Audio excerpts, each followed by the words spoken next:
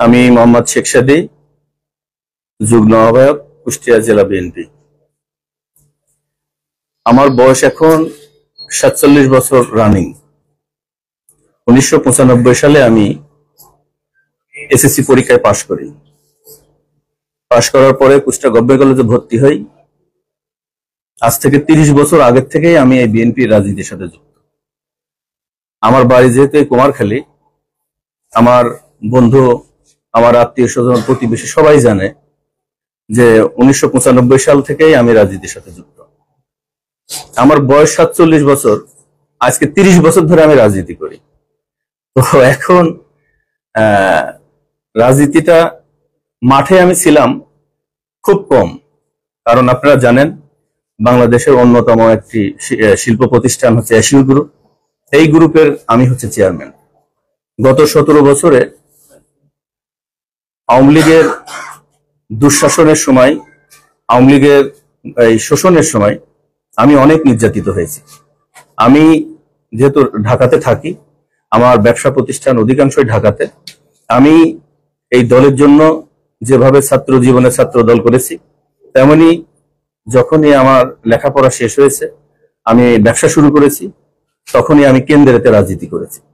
আপনারা জানেন আজ থেকে ৫-৭ বছর আগের থেকে আমি কিন্তু মাঠে নেমে গেছি। এখানে আমার সাথে যারা যারা কুমারখালীর মোটামুটি বিএনপির ৫-৭ জনের মধ্যে সবাই আমার সাথেই ছিল। গত ২১, ২২, ২৩, ২৪ এই আন্দোলনে আপনারা জানেন সবাই আমার সাথে একসাথে কাজ করছে। আর আমাকে ইদানিং আমি দেখছি যে বলা হয় হাইব্রিড আমার সাথে যায় না। কার সাথে যায়? যেমন হাইব্রিড জিনিসটা কিন্তু ভালো। কিসের ক্ষেত্রে ভালো? আমাদের এই এলাকাতে একসময় ১ বিঘা জমিতে ৩ মণ ধান হতো, কিন্তু এই হাইব্রিড ধানের যখন চাষ হয়েছে তখন ১ বিঘাতে কিন্তু ৩০ মণ হচ্ছে। তো আমাকে হাইব্রিড বলা ঠিক না। এই কুমারখালীতে যারা রাজনীতিতে আছে, সিনিয়র যারা আছে, খুব ২-১ জন বাদে আমার রাজনীতির টাইমটা সবচাইতে বেশি, কারণ আমি রাজনীতি করি ৩০ বছর ধরে। আর আমি যেহেতু ব্যবসা করি, বাংলাদেশের অর্থনীতিতে আপনারা জানেন আমার একটা বড় অবদান আছে। এই কুষ্টিয়াতে মিনিমাম ১৫০০ ছেলেমেয়েরা আমার এই প্রতিষ্ঠানে কাজ করে। তো আমাকে বিভিন্ন ব্যবসার স্বার্থেই হোক, সামাজিকতার স্বার্থেই হোক, বিভিন্ন জায়গা কিন্তু মিশতে হয়। দেখেন, কুষ্টিয়া জেলা সমিতির আমি এখন সভাপতি। ২০০৯ সাল থেকে আমি কুষ্টিয়া জেলা সমিতির সাথে যুক্ত। তো সম্ভবত একটা ছবি ইদানিং দেখানো হয়, এটা ২০১৭ সাল বা ১৬ সালের মনে হয়। কুষ্টিয়া জেলা সমিতির তখন আমি সাংগঠনিক সম্পাদক ছিলাম। তো একটা এজিএম হয়েছিল, সেখানে গত ফ্যাসিস্ট সরকারের যে মাহবুবুল আলম হানিফ, উনি ছিল প্রধান অতিথি। এটা কোনো রাজনৈতিক প্রতিষ্ঠান না। কুষ্টিয়া জেলা সমিতি ঢাকায়, এটা হচ্ছে যারা কুষ্টিয়ার মানুষেরা ঢাকায় থাকে তাদের একটা সংগঠন, এটা রাজনৈতিক সংগঠন না। তো এজিএম এ তো আমি তো যাবোই, যেহেতু আমি এটা নেতৃত্ব দিই। এখন আপনারা যে ছবিটা দেখবেন যে পিছনে লেখা আছে কুষ্টিয়া জেলা সমিতির বার্ষিক সাধারণ সভা। আর আমার জীবনে হানিফ সাহেবের সাথে সামনাসামনি একবার পিকনিকে দেখা হয়েছে, আর একবার দেখা হয়েছে, মোট ২বারই দেখা হয়েছে। আমি তাকে ঠিক মতো চিনিও না। তো আর একটা ছবি ইদানিং দেখতেছি সুলতানা তরুণের সাথে।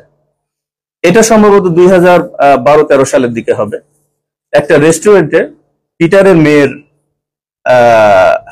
সম্ভবত বার্থডে ছিল। সেখানে আমাদের কুষ্টিয়া সমিতির অনেককেই দাওয়াত দেওয়া হয়েছিল। তো যেহেতু পিটার আমাদের সমবয়সী আর এলাকার মানুষ, এজ এ কুষ্টিয়া জেলা সমিতির নেতা হিসাবে আমি সেই অনুষ্ঠানে গিয়েছিলাম। আর আমি কেমন এই কুমারখালীর লোক খুব ভালো মতো জানে। আমার সম্পর্কে বলার কিছুই নাই। এখন যেটা আপনারা দেখছেন, এটা জাস্ট আমাকে একটু কষ্ট দেওয়া, আমার নামে একটু কুচ্ছা রটানো। এতে আমি বিচলিত হচ্ছি না, কারণ আমি জানি আমি কি। তবে এটা করাতে আমি সাবধান হচ্ছি, কারণ আমি রাজনীতিতে আসছি এই এলাকার মানুষের সাথে থাকার জন্য, এই এলাকার মানুষের দুঃখে পাশে থাকার জন্য। তো আমি যেহেতু আমার বয়স কম, আমি সামনে অনেক দিন রাজনীতি করব, দল যদি আমাকে সামনের দিকে নিয়ে যায়। আমি জীবনে এমন কোনো ভুল করব না যেন শহীদ প্রেসিডেন্ট জিয়াউর রহমানের এই প্রতিষ্ঠিত বাংলাদেশ জাতীয় দল বিএনপি, এই বিএনপিতে আমার নেতৃত্বে যেন কোনো ভুল না হয়। এই যে আমার নামে যে দুর্নামগুলো করা হচ্ছে, এতে আমি আরো শক্তিশালী হচ্ছি। যে আমি যেন আজকে বিগত দিনে হয়তো যেটা বললাম দুইটা ছবি, সামনে যেন আওয়ামী লীগের এই দোষরা আমার কাছেই না আসতে পারে, এখান থেকে আমি শিক্ষা পাচ্ছি। তো চিন্তার কোনো কারণ নেই।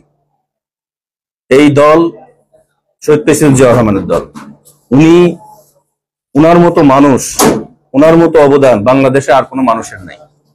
তো তার আদর্শে আমরা এগিয়ে যাচ্ছি ইনশাল্লাহ। আমি কুমারখালী কুষ্টিয়ার জন্য কি করছি সাধারণ মানুষ সব জানে। এই জন্য এইসব এই ছোটখাটো ব্যাপারে আপনারা মন খারাপ করবেন না, অচিরেই দেখবেন যে সব ফুটে আসবে। এইগুলো জাস্ট যাদের স্বার্থ, যারা এখানে দুর্নীতি করতে পারবে না, যারা এখানে লুটপাট করতে পারবে না, চাঁদাবাজি করতে পারবে না, তাদের লাগছে। তারা মনে করছে শেখ সাদী সাহেবকে মনে হয় এটা এই দুর্নামটা দিলে মনে হয় উনি পিছে হবে। নো, আমি শহীদ প্রেসিডেন্ট জিয়াউর রহমানের আদর্শের দল করি। আমার জীবন চলে গেলেও এই দলের আদর্শের বাইরে আমি যাব না, এবং কাউকেই এই দল নিয়ে চিনিমিনি খেলতে আমি দিব না। ছাত্র রাজনীতি সম্পর্কে দেখেন, আমরা তো গ্রামে মানুষ হয়েছি। তো আমি এসএসসি পাশ করেছি আলাউদ্দিন আহমেদ উচ্চ বিদ্যালয় থেকে। তো আমরা যখন কুষ্টিয়া গভর্নমেন্ট কলেজে ভর্তি হলাম, তখন আমাদের সময় ভিপি ছিল অপু এবং জিএস ছিল আমাদের বাবুল ভাই। তো বাবুল ভাই দেখবেন আমার সাথে বিভিন্ন মিছিল, মিটিং এ, সভা, সেমিনারে এসে বলে, এবং আমার অনেক এই ছাত্র দলের মিছিল, মিটিং আমি ছিলাম, কমিটিতে ছিলাম, এবং বাবুল ভাইয়ের মুখেই আপনারা শুনছেন আমার সম্পর্কে। তো আমি ছাত্র রাজনীতির সাথে 2001 পর্যন্ত ছিলাম, 95 থেকে 2001। যখনই আমার লেখাপড়া শেষ হয়ে গেছে, আমি ব্যবসাতে চলে গেছি, তখন আমি মূল দলের জন্য কাজ করে গেছি। আমার একটা প্রশ্ন আছে, আর একটা সোশ্যাল মিডিয়া পেপার পত্রিকাতে লেখা হয়েছে যে আপনার যে কোম্পানি আছে এশিয়া গ্রুপ, এখানে নাকি আওয়ামী লীগের দর্শকদের ইনভেস্টমেন্ট আছে, অনেক ইনুর আছে, হানিফ সাহেবের আছে। এটা আসলে আমরা যেটা শুনি, সত্যতা কি, আর আপনি এর ব্যাখ্যা কিভাবে? দেখেন, একটি কথা আছে, চিলে টান নিয়ে গেছে, কানে হাত না দিয়ে চিলের পিছনে দৌড়ানো। এশিউর গ্রুপ হচ্ছে বাংলাদেশের একটা লিডিং কোম্পানি। এটা একটা লিমিটেড কোম্পানি। এটা জয়েন্ট স্টক থেকে এটার রেজিস্ট্রেশন করতে হয়। এই কোম্পানির ডাইরেক্টর ছিল আমার বাবা এবং আমি। কিন্তু আমি যখন বিয়ে করি 2008 সালে, তখন আমার বউ ডিরেক্টর হিসেবে আসে। এই কোম্পানিতে আমার বাবা এবং আমার ওয়াইফ এবং আমি ছাড়া কোনো শেয়ার হোল্ডার, কোনো ডিরেক্টর কিচ্ছু নেই। এইগুলা ওই যে চিলে কান নিয়ে গেছে, এই একটা আমি বললাম কি, যাকে আমার পার্টনার বলা হয় তাকে আমি জীবনে দেখছি 2 বার। তো এইগুলা বলার, কিন্তু তাকে তো আত্মীয় বানায় দেয়, বলে যে এটা হানিফ সাহেবের ভাই না। হানিফ সাহেবের বাড়ি আমি জীবনে কোনোদিন যাইনি। আমার বাড়িতেও সে জীবনে কোনোদিন আসেনি। মানে আমি এই ব্যাপারে কিছু বলতে পারবো না আসলে। এটা কি জাস্ট প্রচারণা? এটা কি আমি আপনাদেরকে বলি, আমি বলি, এখানে বাংলাদেশ এমন একটি দেশ, এই দেশে একটা মানুষ যখন ভালো কিছু করে, ধরেন আমি 2006 সাল থেকে ব্যবসা শুরু করছি এই এশিউরের। এই প্রতিষ্ঠানটা আল্লাহর রহমতে এই 18-20 বছরের মধ্যে বাংলাদেশের একটা টপ লেভেলের কোম্পানিতে আসছে। আমার তো এইরকম একটা রাজনৈতিক কারণে হয়তো আমাকে প্রোপাগান্ডা চালানো হচ্ছে। যারা আমরা রিয়েল এস্টেট ব্যবসা করি, আমাদের অনেক বন্ধুরাও আছে, তারা মনে করে এত শর্ট টাইমে শেখ সাদী কিভাবে এত ভালো কিছু করতেছে। তো ব্যবসা বাংলাদেশে আসলে আপনার যদি কমিটমেন্ট, কোয়ালিটি ঠিক থাকে, ব্যবসা বড় কোনো ব্যাপার নেই। আর আমি হচ্ছে 24 ঘন্টার মধ্যে 18-20 ঘন্টা আমি কাজ করি। আমি যখন এলাকাতে আসতেছি, দেখেন মানুষের সাথে কিভাবে মিশতেছি। আবার যখন আমি প্রতিষ্ঠানে যাচ্ছি, আমি সবসময় কাজ করি। এবং আপনাদের একটা ক্লিয়ার বলি, আমার এই ব্যবসা প্রতিষ্ঠান যে এত বড় হয়েছে, আমার বাবারও 1 টাকা অর্থ নাই এখানে। আমি যখন ক্লাস 5-এ পড়ি, এখানে আমার অনেক বন্ধুরা আছে, আমি যখন ক্লাস 5-এ পড়ি, 5-এর ছেলে মেয়েদেরকে আমি টিউশনি পড়াইতাম। 20 টাকা 30 টাকা বেতনেরও আমি টিউশনি করেছি। আমি যখন কলেজে পড়ি, তখনই আমি 1 লক্ষ টাকা মালিক হয়ে গেছি, কারণ আমার উপার্জিত টাকা। আমি যখন ইন্টারমিডিয়েট পাস করে ঢাকা কলেজে ভর্তি হয়েছি, তখন আমি মাসে 30-40-50 হাজার টাকা টিউশনি করে কামাইছি। আমি একটা পুঁজি তৈরি করেছি আমি উপার্জিত টাকা দিয়ে।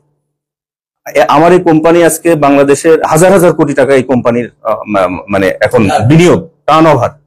কিন্তু এই কোম্পানিতে আমার বাবারও 1 টাকা ইনভেস্ট নাই। আমার কষ্ট উপার্জিত টাকা দিয়ে এখানে বিনিয়োগ করা, খুব লিমিট বিনিয়োগ করা। এবং মানুষ আমাকে খুব বিশ্বাস করে।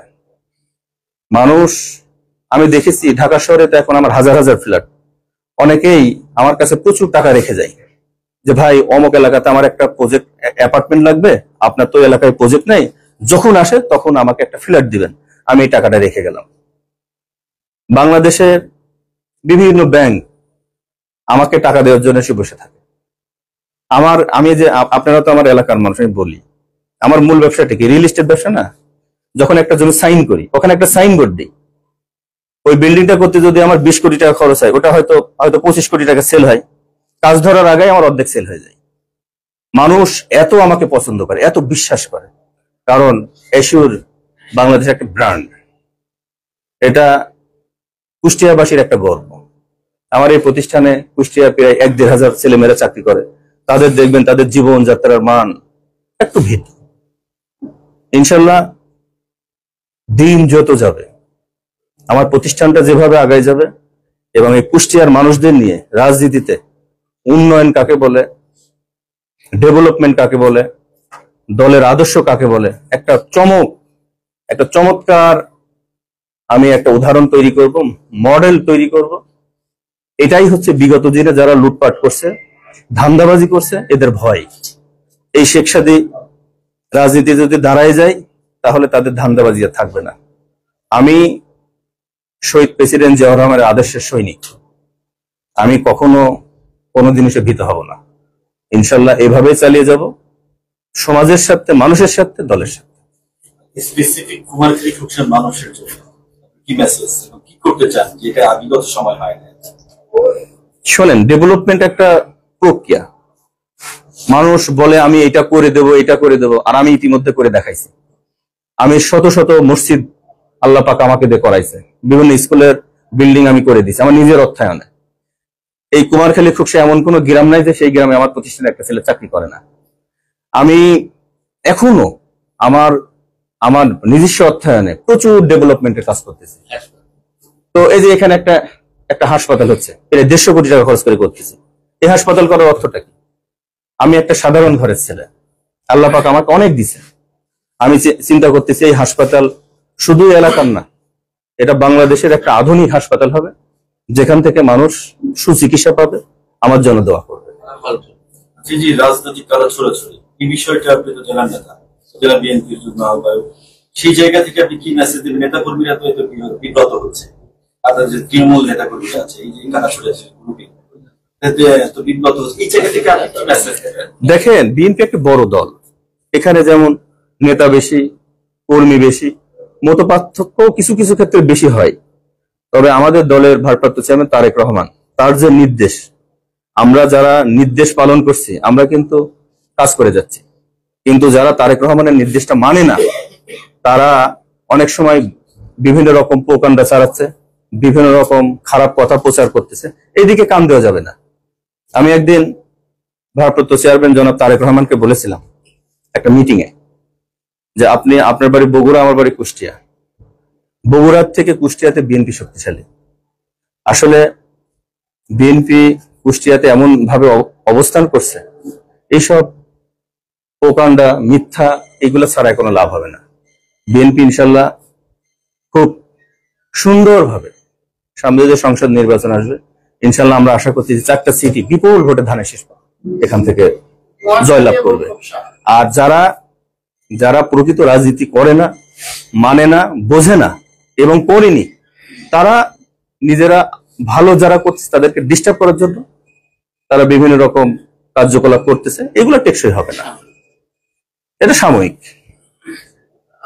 কুমারখালী এবং খোকসাতে যারা স্থানীয় নেতা কর্মী আছে তৃণমূলে, তাদের সাথে আপনার সম্পৃক্ততা আর একটু বাড়ানো প্রয়োজন বলে আমরা মনে করি বা আমরা শুনছি।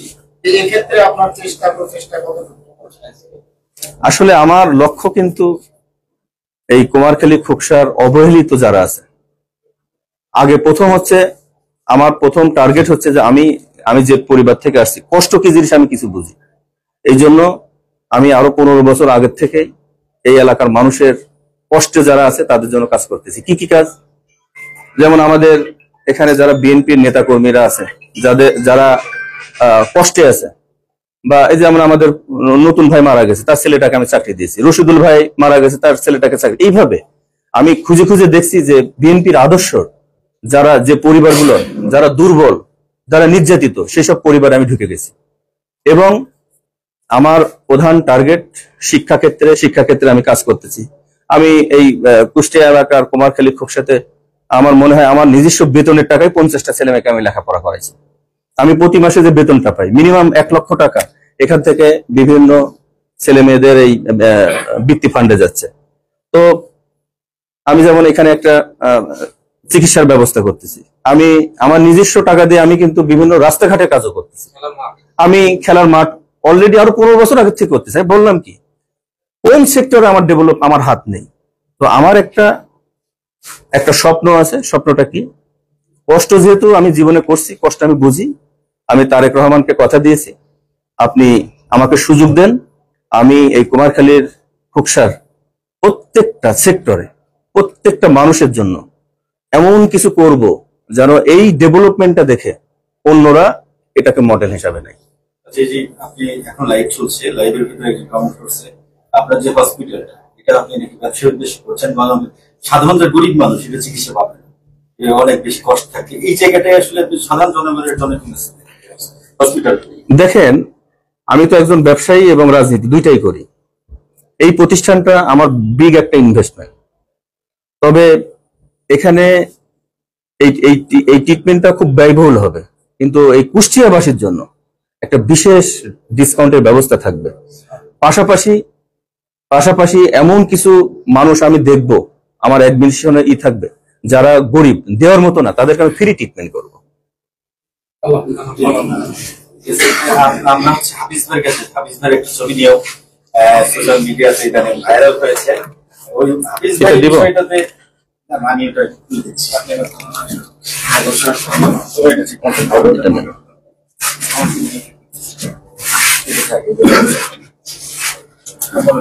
আরো আছে, আমার লাইভ চলতেছে নিচেরটা, এটা মাঝেরটা কোনটা, উপরেরটা।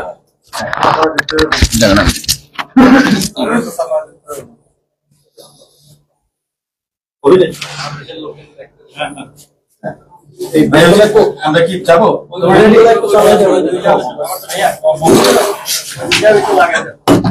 ওই দুটো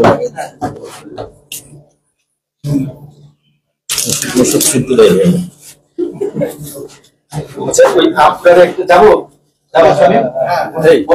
বর্তমান রাজনীতি নিয়ে একটা প্রশ্ন। আচ্ছা আমি যাচ্ছি। আচ্ছা আচ্ছা, এই যে সোশ্যাল মিডিয়াতে সম্প্রতি যে আপনার ছবি একটা ভাইরাল হয়েছে, আওয়ামী লীগের জেলা আওয়ামী লীগের সভাপতি, সাধারণ সম্পাদক এবং উপজেলা আওয়ামী লীগের সভাপতি মানান খানের সাথে আপনি বসে আছেন। এই ছবিটা নিয়ে কারা ছড়াছড়ি হচ্ছে, এই বিষয়ে এই ছবির ব্যাখ্যাটা একটু জানতে চাই, আসলে ঘটনা কি? বিসমিল্লাহির রহমানির রহিম। আমি মোহাম্মদ হাফিজুর রহমান। আমি পান্টি ইউনিয়নের 2003 সাল থেকে স্থানীয় সরকার নির্বাচনের চেয়ারম্যান নির্বাচিত হয়ে আছে। আর যেহেতু স্থানীয় রাজনীতি আমি করি, আমার কাছে তো সব ধরনের লোকই আমার কাছে যাবে, দল মত নির্বিশেষে যে দলই করুক। চেয়ারম্যান তো হচ্ছে একজনই থাকে, চেয়ারম্যান তো আর 2 জন 3 জন থাকে না। যে ছবিটা নিয়ে কথা হচ্ছে জেলা পরিষদের নির্বাচন কে কেন্দ্র করে। এখন আমার পরিষদে একজনটা তো যখন জেলা পরিষদে যখন নির্বাচন হবে তখন তো ভোটার তো আমরাই, চেয়ারম্যান এবং মেম্বাররা, তাছাড়া তো আর ভোটার নেই। তারা আমার কাছে গেছিল হচ্ছে ভোট চাওয়ার জন্য।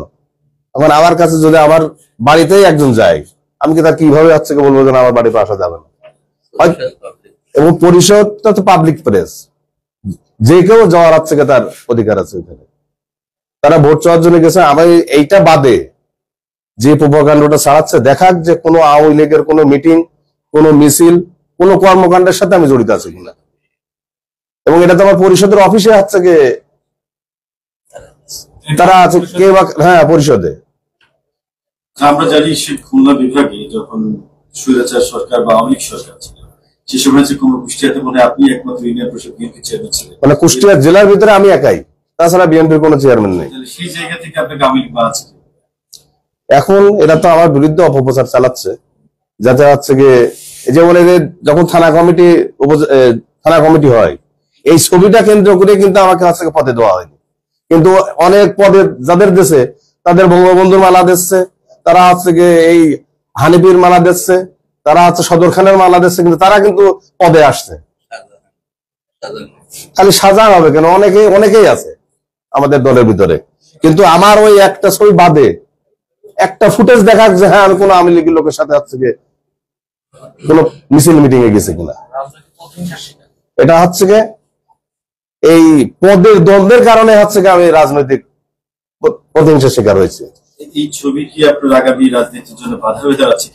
আমি কিছু মনে করি না এটা, যে এই ছবির জন্য হচ্ছে গিয়ে বাধা হয়ে দাঁড়াবে। আপনার কি সেন্ট্রাল থেকে কোনো এরকম বিষয়? না না, আমার কোনো এরকম কোনো কিছু। কুমারখালীর বর্তমান রাজনৈতিক পরিস্থিতি নিয়ে আমরা জানতে চাই যে আপনাদের ব্যাখ্যাটা কি? আপনার তো একটা পার্ট যে জায়গা, সেই জায়গা থেকে আপনি আসলে কি বলতে চাচ্ছেন এই বিষয়টা? না, এটা রাজনীতি, বাংলাদেশ জাতীয়তাবাদী দল তো একটা বৃহৎ দল, গ্রুপিং তো থাকবেই। যে যত হচ্ছে গিয়ে ই করবে দল তো আরো শক্তিশালী হবে। আমি মনে করি যে গ্রুপিং আছে, প্রতিযোগিতা থাকবেই। ধানের শীষ আসার পর দেখুন এরকম কোনো প্রতিযোগিতা থাকবে না, এটা আমি আশাবাদী। যে ধানের শীষ নিয়ে আসবে দল তখন হচ্ছে গিয়ে সেই সাথে তাকে হচ্ছে ধানের শীষে নির্বাচন করবে। যদি আমি বিএনপি করে থাকি, খালেদা জিয়ার আদর্শ, জিয়া রহমান আদর্শ, খালেদা জিয়া তারেক রহমানের আদর্শ যদি বিশ্বাস করে আমি বিএনপি করি, অবশ্যই এই কাদা ছোঁয়াছুল সব বন্ধ হয়ে যাবে, আমার বিশ্বাস। মানে আমরা বিশেষ করতে সিনিয়র নেতা আছে বর্তমান রাজনীতিতে আমাকে একটা প্রশ্ন। জাতীয় রাজনীতি এবং লোকাল রাজনীতি, এটা হচ্ছে আমরা দেখতে পাচ্ছি কি যে জাতীয় পর্যায়ে বিভিন্ন ধরনের মিটিং হচ্ছে, বিভিন্ন রাজনৈতিক দল তারা সেখানে মিটিং করতেছেন, এর প্রভাব সারা বাংলাদেশে পড়তেছে। তো সেক্ষেত্রে জাতীয় রাজনীতি সম্পর্কে আপনার অভিব্যক্তি এবং কেমন বাংলাদেশ দেখতে চান? রাজনৈতিক আমাদের সহাবস্থান বা সহমর্মিতা ভিতরে, অন্যান্য রাজনৈতিক দলের ভিতরে আপনি কেমন দেখতে চান?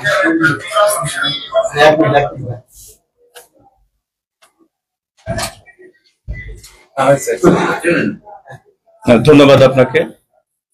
দেখেন, আমার ডান পাশে উপস্থিত আছেন অ্যাডভোকেট গোলাম মোহাম্মদ সাহেব। ওনার রাজনীতি ইতিহাস, বিএনপি যখন সৃষ্টি হয়েছে ওনার রাজনীতি তখন থেকেই শুরু। উনি একসময় ছাত্র দল করছে, যুব দল করছে, কুষ্টিয়া, কুমারখালী দীর্ঘ 40 বছর উনি নেতৃত্ব দিয়ে যাচ্ছে।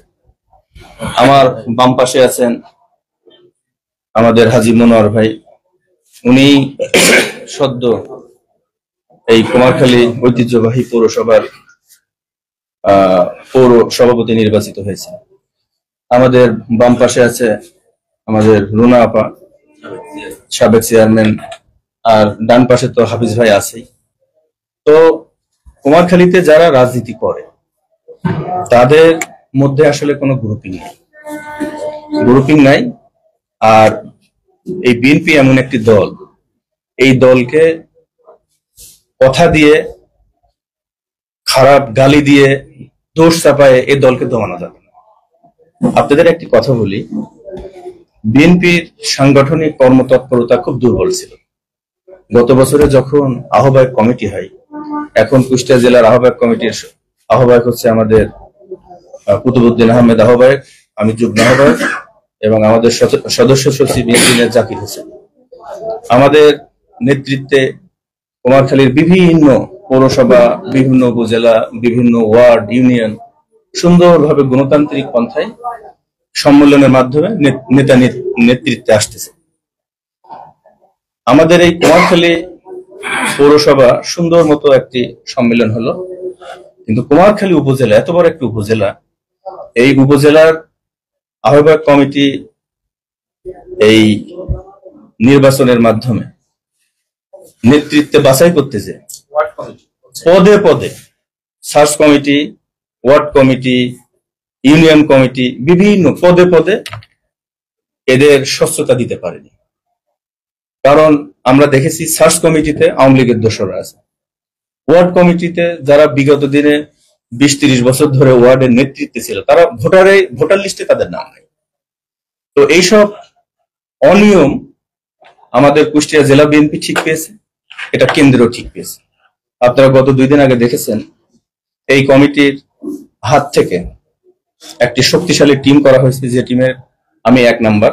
14 তারিখে করা হয়েছে। 14 তারিখে আমি সহ 6 জন টিম, একটি শক্তিশালী টিম করা হয়েছে, যে আমাদের নেতৃত্বে এখন সুন্দর গণতান্ত্রিক পন্থায় ওয়ার্ড, ইউনিয়ন এবং উপজেলা গঠন করা হবে। এখন এই কমিটি কেন ব্যর্থ হলো? ব্যর্থ হয়েছে তাদের নিজস্ব লোক দিয়ে কমিটি করার জন্য, বিএনপিকে বাদ দিয়ে। তো এখন দল এটা বুঝতে পারছে, জেলার নেতারা বুঝতে পারছে, আমাদের উপর দায়িত্ব দেওয়া হয়েছে। দেখবেন আমরা সুন্দর মতো যারা ত্যাগী, যারা অরিজিনালি বিএনপি করে, তাদেরকে নিয়ে আমরা চমৎকার একটা কমিটি গঠন করব। আর জাতীয় রাজনীতির ব্যাপারটা হচ্ছে যে, আপনারা ইতিমধ্যে জেনেছেন গত কয়েকদিন আগে আমাদের প্রধান উপদেষ্টা ডক্টর মোহাম্মদ ইউনূস এবং আমাদের দলের ভারপ্রাপ্ত চেয়ারম্যান জনাব তারেক রহমান লন্ডনে একটা চমৎকার যৌথ বিবৃতি এবং মত বিনিময় সভা হয়েছে। সেখানে একটা রোডম্যাপ কিন্তু ক্লিয়ার হয়ে গেছে যে এটা একটা গণতান্ত্রিক দেশ, এখানে এই দেশের মালিক হচ্ছে জনগণ, জনগণের দেশ, জনগণ মালিক। কিন্তু গত 17 বছর জনগণের মালিকানাটা ফ্যাসিস্টরা কেড়ে নিয়েছিল। এটা ইউনূস সরকার বুঝতে পেরেছে এবং আগামী ডিসেম্বর বা ফেব্রুয়ারির মধ্যেই হয়তো একটা ডেট তাড়াতাড়ি ঘোষণা হবে, একটা চমৎকার নির্বাচনের রোডম্যাপ তৈরি হবে। যেহেতু এই দেশ নিয়ে চিনি মেনে খেলছে আওয়ামী লীগ, তারা এই দেশ থেকে পালাইছে। এখন এই দেশের নেতৃত্বে বাংলাদেশ স্বাধীনতা যুদ্ধের ঘোষণার মধ্য দিয়ে শুরু হয়েছে। এখন পর্যন্ত গত 50 বছরের বেশি সময় যত ডেভেলপমেন্ট হয়েছে এই বিএনপির সময়ই হয়েছে। বিএনপি যখনই রাষ্ট্র ক্ষমতায় ছিল তখনই ডেভেলপমেন্ট গুলো হয়েছে। বাঙালি যখনই এই জাতি দিশেহারা হয়ে গেছে, বিএনপি এখান থেকে টেনে উঠাইছে। এর ইতিহাস আপনারা সবাই জানেন। তো আমি আশা করতেছি সামনে যে নির্বাচন হবে, এই নির্বাচন একটা চমৎকার গণতান্ত্রিক পন্থায় নির্বাচন অনুষ্ঠিত হবে এবং বাংলাদেশ জাতীয়তাবাদী দল বিএনপির নেতৃত্বে একটা সরকার গঠন হবে এবং এই দেশ যে গত 17 বছর পিছিয়ে ছিল জনাব তারেক রহমানের নেতৃত্বে, এই দেশ খুব তাড়াতাড়ি একটা উন্নয়নের লাইনে উঠে যাবে এবং এই দেশ একটি খুব ভালো পর্যায়ে চলে যাবে।